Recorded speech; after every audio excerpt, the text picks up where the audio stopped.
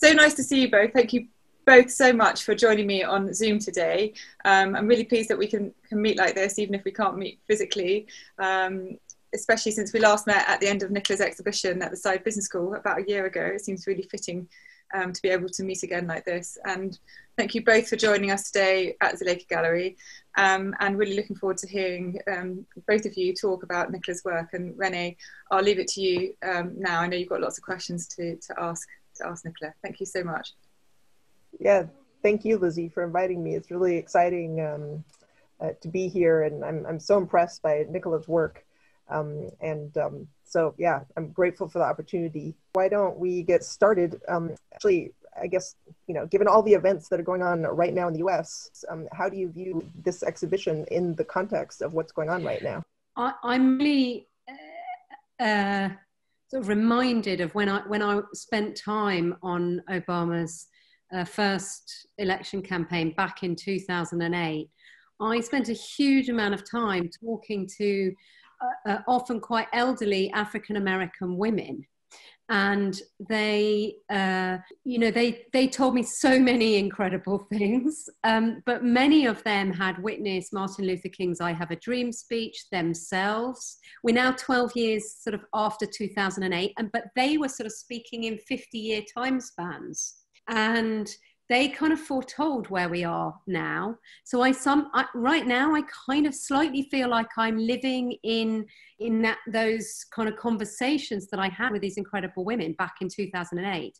And Obama himself talks, whenever I have seen him, about the kind of a long arc of time. And this work, my work in many ways, is about how long-term hope and change really are. And as human beings, we want our hope and change to be fulfilled very quickly.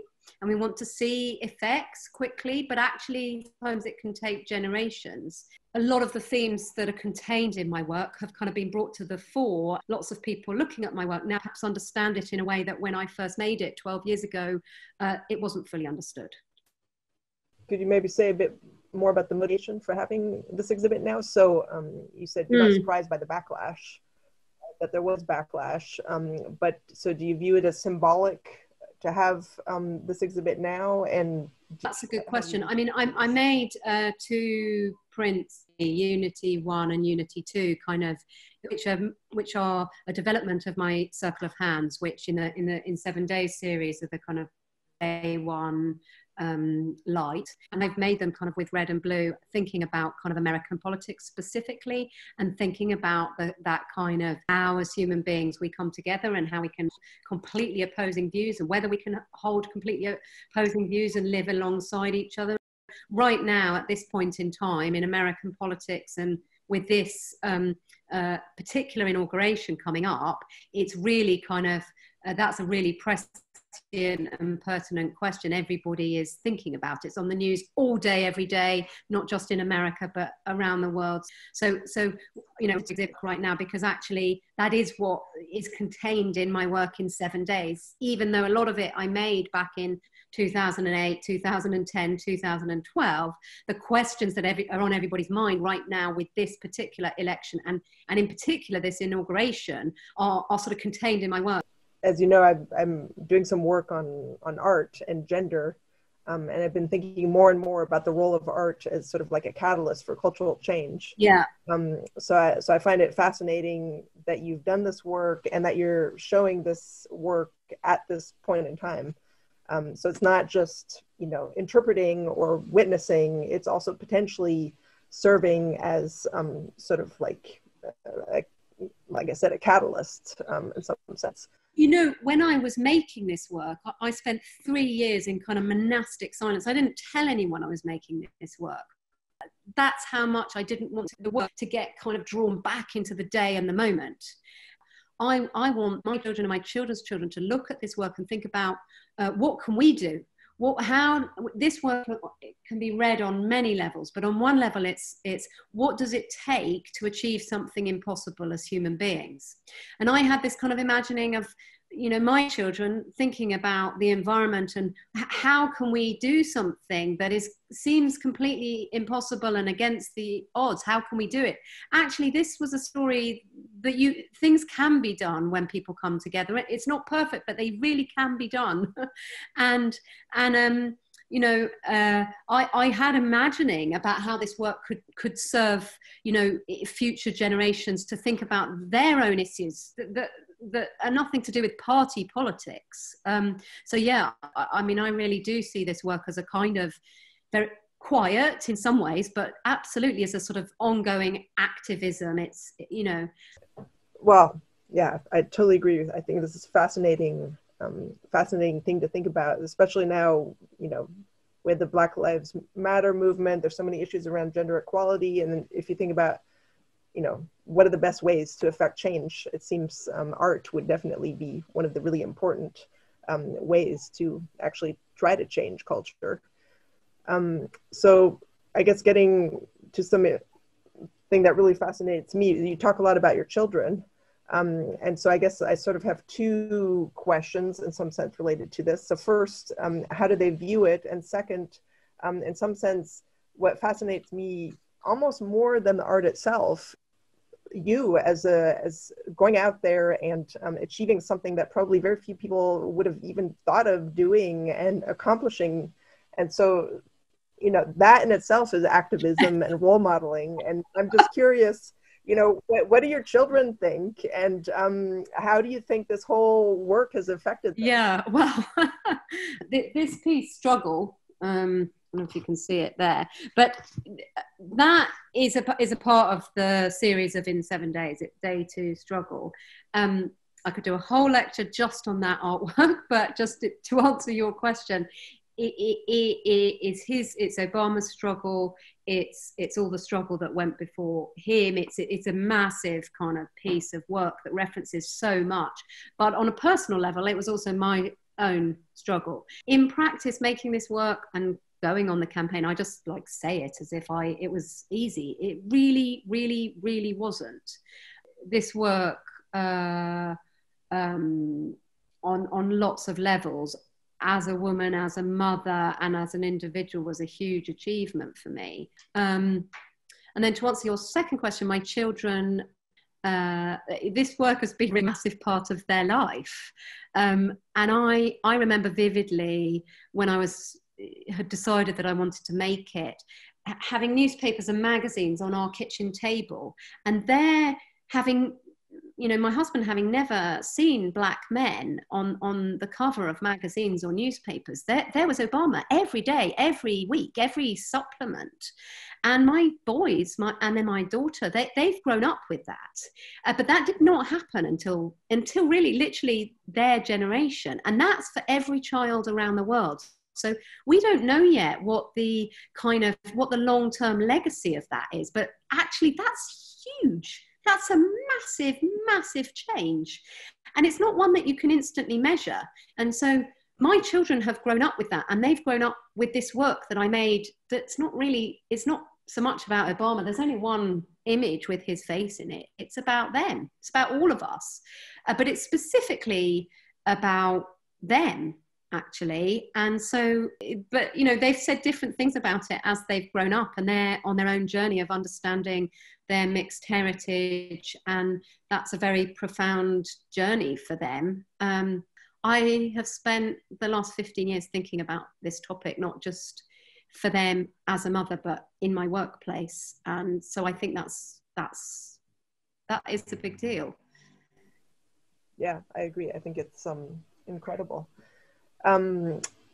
So hard to move on after that, right? There's so many interesting things about the story. I mean, like I say, I keep on coming back to the story. It's just so fascinating. But maybe we could talk about, so you mentioned the picture behind you with the raised fist, and also the fact that you have both a daughter and sons. And, you know, it's funny because I was looking at the artworks but before we started having this conversation, and it struck me what's interesting. So I saw the fist, and I was like, well, that actually also reminds me of the Rosie the Riveter type images.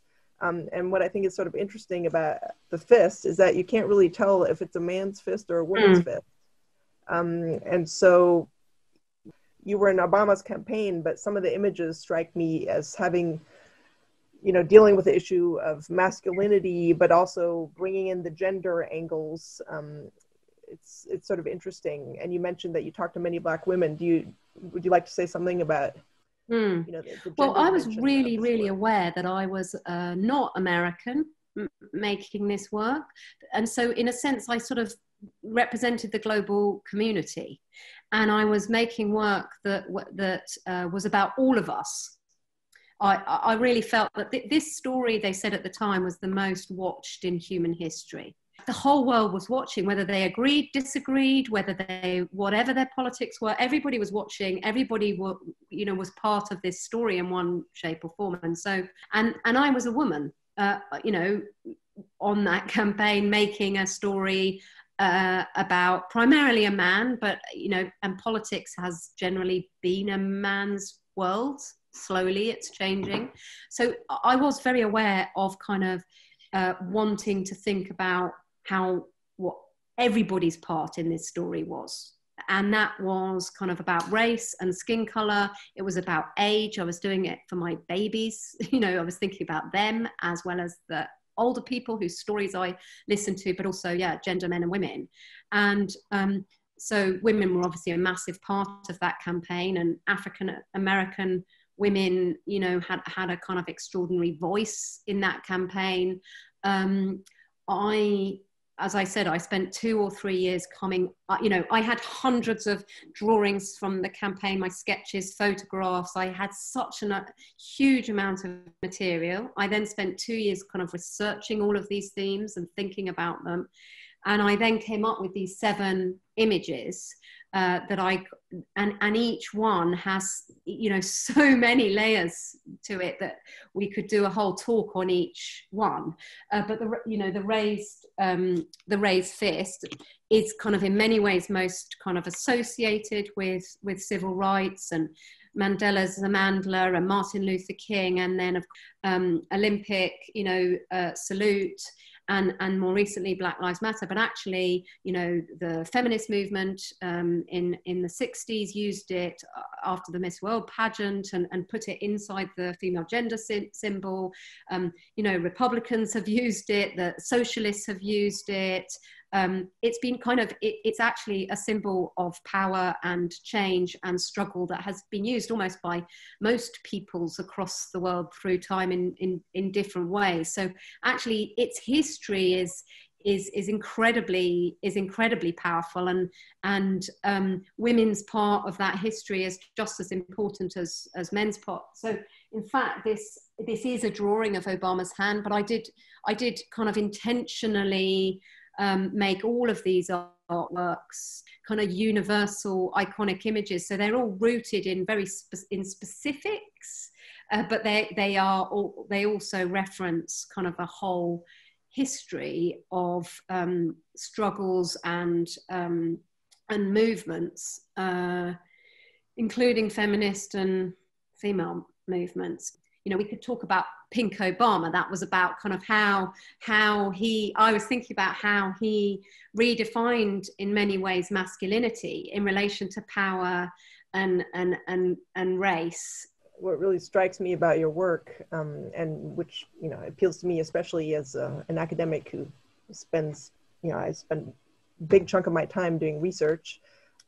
I wonder if you could elaborate a little bit on your process and in terms of research, and also like how do you view the importance of research? You know, I guess nowadays in this time as academics, we feel like nobody cares about our expertise anymore, and people dismiss research, they dismiss facts, they don't think about you know, experts have anything to say anymore. And so what's your take on the importance of research for your process and also more generally? Well, more generally, obviously, I mean, I do a lot of huge amount of research and I believe in it. I don't think that you can dismiss research, because I think that, you know, it's not possible for each individual to be an expert in everything. It's simply impossible. So in answer to your thing about this sort of idea that expertise is sort of less valued right now, that may be the case, but I can only think that it's temporary, because I don't think it's sustainable. And honestly, I think that it's a kind of way, because the opposite of expertise and research is opinion. Maybe I'm biased because I'm very research heavy, and I guess in some ways I sort of approach my work a little bit like an academic, and I really am interested in kind of research in relation to my work, because I'm interested in recording stories so that they last forever. And if it's just my opinion, that's why is my opinion more interesting than anybody else's? I mean, you know, obviously each of us as individuals brings something unique that's incredibly valuable. So not sort of dismissing that, but research allows you to kind of bring layers and layers and layers and other people's expertise, and you know, in terms of my work, well, in terms of in 7 days, if I just come back and give my opinion on the events that I experienced, I feel like that would have just got lost. And actually what I wanted to do was think about, you know, what had gone before, what was happening, and in so many different layers and levels. And so each piece of work is kind of, you know, as far as I'm concerned, is it kind of imbued with all of that research and history and other people's kind of ideas and not just other individuals, but whole peoples and whole periods of history and time. It means that I become my voice in a way is not paramount. The best kind of analogy I can think of is like a war artist, you know, and there's been a tradition of sending an artist to battlefields to kind of experience what's happening, to kind of pull all of that experience into a whole series of work. And often those war artists work for years before they kind of release that work, because it's such a kind of massive experience for them, so many people's experience. And it doesn't tend to be that the artist comes back with just a kind of a single viewpoint. So yeah, I'm interested in my work in not being the kind of sole author, if you like. I'm interested in kind of more being a channel for a bigger story. This is much bigger than me. It's not my story. I think it's really interesting. I mean, the way you describe it, it sounds to me like, you know, you're a scientist, because that's exactly, you know, what we do. We sit for years and study issues in order to discover what we think are yes, universal truths, and also to take ourselves out of the picture, which I think is really interesting, because I don't think it's what people expect when they think about art, because a lot of times one thinks art is subjective, right? And so I think your approach is really interesting in terms of very research intensive and sort of taking yourself out of the picture. I mean, the fact that you spent 2 years without talking about what you were doing is sort of incredible. Yeah. So maybe we could touch a little bit, because, you know, Lizzie pointed out earlier, I have a picture on my mantelpiece. I've been dabbling in art to sort of survive the pandemic. And so as a result, I've become much more sort of aware of how difficult it is to make art. I mean, it's just, there's so many dimensions to it. But I guess one thing that really fascinates me in some sense is related to the previous topic. But how do you view the fact that you are a witness as sort of essential to the creation of the art, the participation? So right now I'm reading Susan Sontag's book on photography. Oh. Yeah, which I'm, you know, also like incredibly interesting, and thinking about, you know, the fact that, you know, photography, this issue about whether you're standing back or participating. And then here you're doing this witnessing where you're really involved, but you're also standing back. So how do you view the witnessing as being essential to what you're doing? So I would just say that there's an amazing chapter written by Marianne Saunders in the book about my work Encounters. It's an academic book, and she sort of deconstructs that witness and the kind of tropes of, or the history of women in religions and all the religious texts being the witness, but not the voice, and you know what that role is, and kind of references actually also Susan Sontag's book on photography. And I thought so much about what Susan Sontag has written, because there I was, my tools on the campaign were a sketchbook and a camera.